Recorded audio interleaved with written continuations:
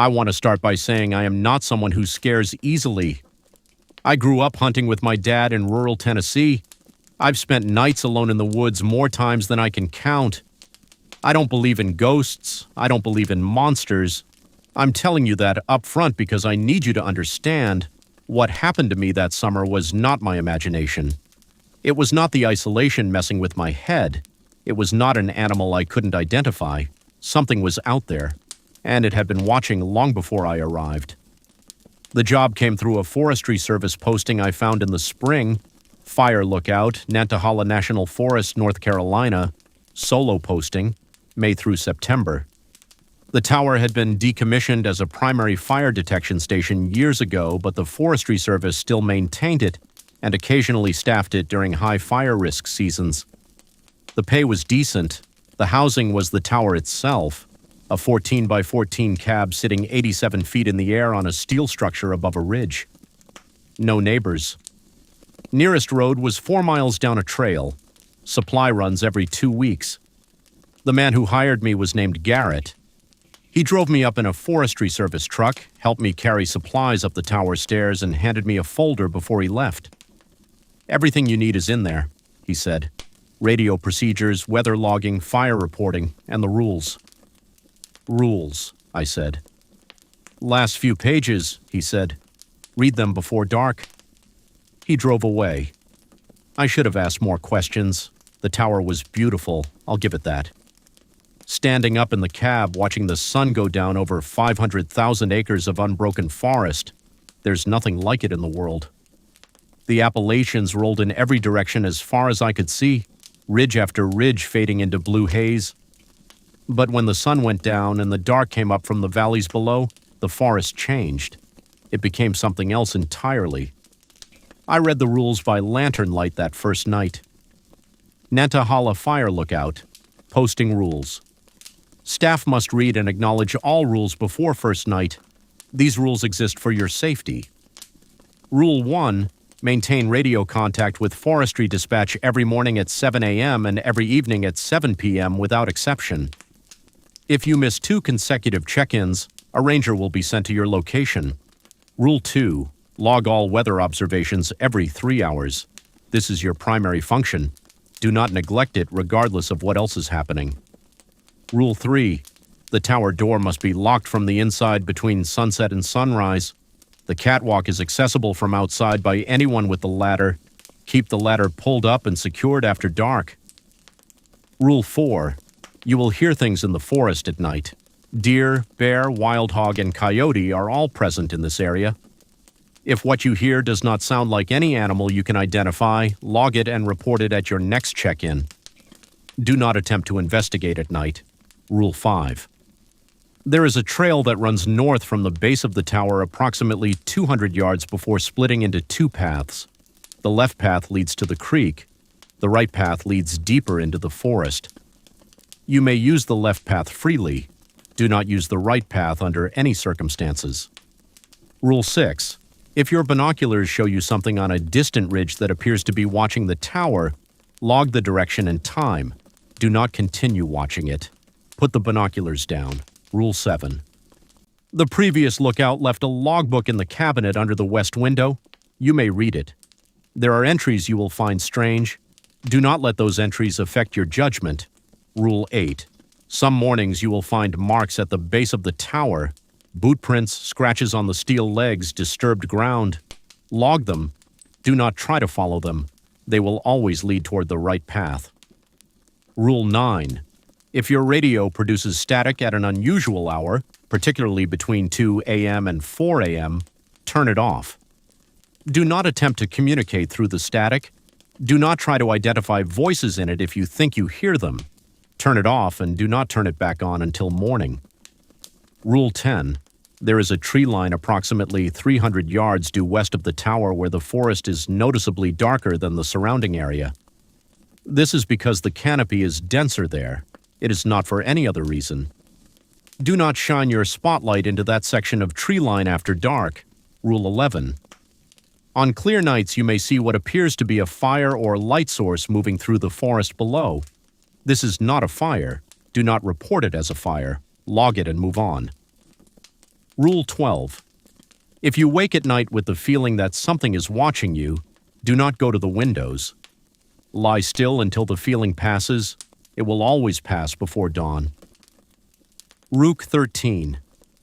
You will at some point hear what sounds like a voice calling from the tree line below. It may sound like someone in distress. Do not respond. Do not go down the stairs. The Forest Service has investigated the source of this sound multiple times and found nothing. Responding has never helped anyone. Rule 14. There is a photograph tucked inside the back cover of the previous lookout's logbook. You may find it. Do not take it outside onto the catwalk. If you feel the urge to show it to the forest, do not act on that urge. Rule 15. In the event that you look out at the western tree line and see something that is clearly not a tree standing among the trees, something tall, something that was not there the hour before, complete the following steps in order. Log the time and description, move away from the west-facing windows. Do not count how many times it moves closer over the following hours. Counting appears to accelerate the movement. We do not know why. Rule 16. 1. Under no circumstances are you to leave the tower between the hours of midnight and 5 a.m. for any reason. This rule has no exceptions. Rule 17. When your posting ends and your replacement arrives, do not tell them what you experienced. Show them this list. That is enough. That has always been enough. I read the list 3 times, then I read it a 4th time. Then I sat very still for a long time looking out at the dark forest and thought about the drive back to Garrett's office. 4 miles of trail. Dark. No flashlight strong enough to cover that. I stayed. The first 2 weeks were quiet, almost suspiciously quiet. I fell into the rhythm of the job, weather logs, radio check-ins, scanning for smoke with the binoculars. The forest was extraordinary during the day, hawks riding thermals, storms building over the western ridges in the afternoons, lightning walking down the slopes like something alive. I read the previous lookout's logbook. His name was Daniel, and he'd been posted there 2 summers before me. His early entries were professional and unremarkable: weather data, animal sightings, maintenance notes. Then around week 3, his entries changed. June 14th, saw something in the western tree line tonight. Tall. Stood there for what felt like an hour. Tried not to count. Hard not to count. June 19th, heard the voice again. Sounds like a woman. Sounds like she's hurt. Rule 13. Rule 13. Rule 13. June 23rd. Found prints this morning, not boot prints. I don't know what made them. They go to the right path and stop. July 2nd. I looked at the photograph again. I don't know why I keep looking at it. I found it in the back of this book like the rules said. I don't know who put it there or when it was taken, but the thing in the background, it's the same thing I see in the western tree line. I'm certain of it now. I found the photograph. I wish I hadn't. It was a black and white photo, old, maybe from the 1970s based on the quality. It showed the tower from a distance, taken from the tree line. Someone had been standing in the forest taking a picture of the tower, and in the background of the photo, barely visible, standing among the trees behind the photographer, something tall, something that didn't belong there, looking directly at the camera. I put the photograph back. I did not take it onto the catwalk. I felt the urge to. I don't know how to explain that, but I felt it clearly, like a suggestion planted in the back of my mind. Show it to the forest. I put it back and I went to bed. Week 3 was when things started.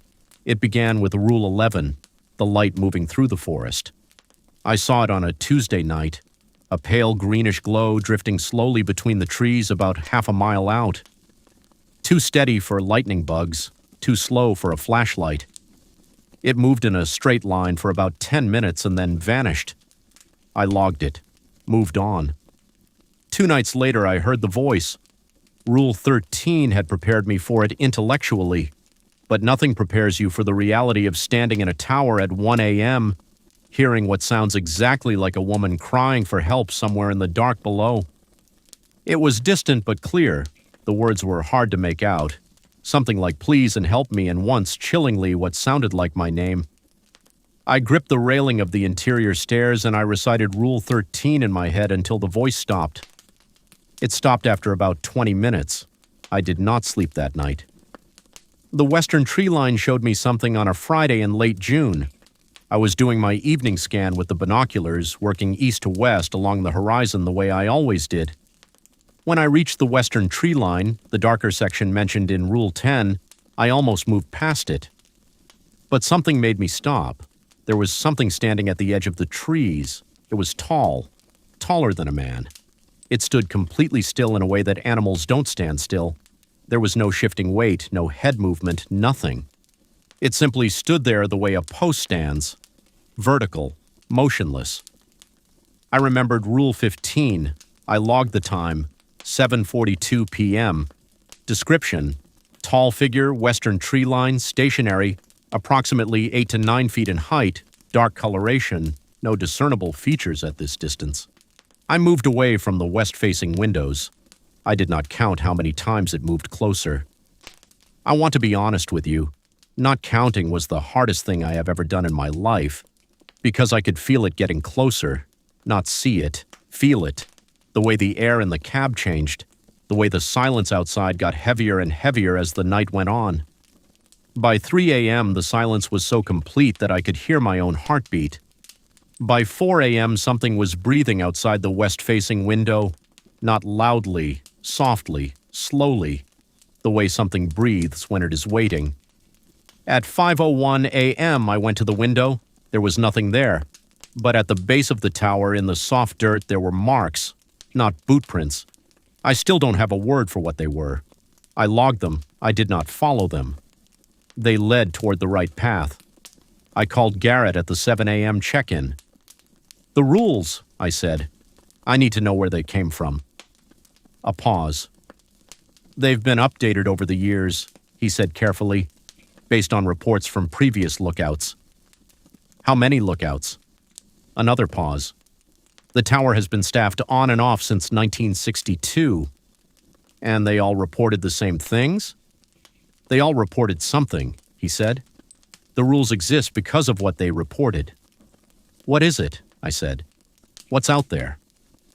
The longest pause yet. "We don't know," he said. "We've never known. We only know what makes it worse and what doesn't. That's what the rules are." He told me I could leave. He said there was no shame in it and he'd have someone drive up that day. I stayed. I still don't fully understand why I stayed. Maybe it was stubbornness. Maybe it was something else. Some pull I couldn't name. The same pull I felt toward the photograph, toward the west-facing window, toward the right path every time I passed the trail split. I stayed for the full posting, May through September. I'm not going to tell you everything that happened over those 4 months, partly because some of it I still can't explain in words that make sense, partly because some of it I'm not sure you should know. What I will tell you is this. The voice came back 17 more times. I never answered. The light in the forest appeared on 23 separate nights. I logged everyone. The thing in the western tree line, I saw it 14 times. I never counted how close it got. I believe that rule saved my life.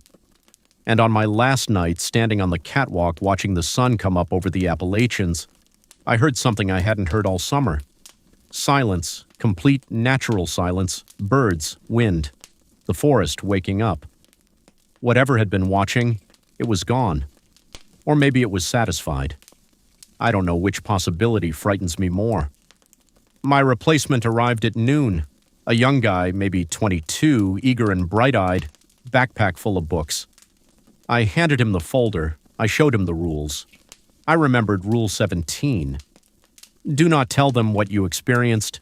Show them this list. That is enough. That has always been enough. I wanted to tell him to leave. I wanted to grab his arm and put him back in the truck and tell him to drive and never come back. Instead, I showed him the list. He read it the way I had, with a slight smile, like it was hazing, like someone was trying to scare the new guy. I watched that smile fade as he got to Rule 15. He looked up at me. I picked up my bag and walked down the stairs without a word. Some rules you can only truly understand after dark. I hope he followed them. I hope he didn't count. If you ever take a job alone in the woods and someone hands you a list of rules, read them before dark, follow every single one, and whatever you do, don't count.